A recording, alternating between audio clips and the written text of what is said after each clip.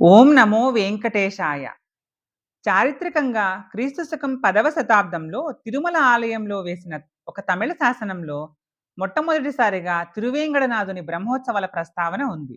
నేడు శ్రీ వెంకటేశ్వర స్వామివారి యొక్క కౌతుకమూర్తిగా, ప్రతినిధిగా నిత్యము అభిషేకము, ఏకాంత సేవ, సహస్ర కలశాభిషేకము వంటి సేవలను జరిపించుకుంటున్న భోగ శ్రీనివాసమూర్తి మనవాళ పెరుమాళ్ వెండి విగ్రహాన్ని శక్తి విటంకన్ అనే పల్లవ రాజ్యాధికారి భార్య అయిన సామవై పెరుందేవి శ్రీవారికి కానుకగా సమర్పించి అక్షయనామ సంవత్సరం జ్యేష్ఠ బహుళ తదియ శుక్రవారం శ్రవణ నక్షత్రం రోజున తిరుమల దేవాలయంలో తిరువిలాన్ కోయిల్ నేటి స్నపన మండపం నిర్మించి ప్రతిష్ఠించింది.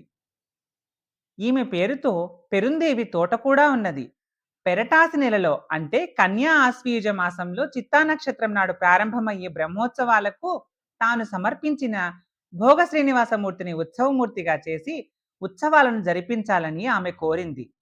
సామవై పెరుందేవి భోగ శ్రీనివాసమూర్తికి అమూల్యమైన కెంపులు, పచ్చలు, ముత్యాలు, జాతిరత్నాలు పొదిగిన కిరీటము, మకర కుండలాలు, హారాలు, కేయూరాలు, కంకణాలు, బంగారు వడ్డాణము, మొలనూలు, ఉదరబంధము మొదలైన ఆభరణాలను సమర్పించింది. ఓం నమో వెంకటేశాయ.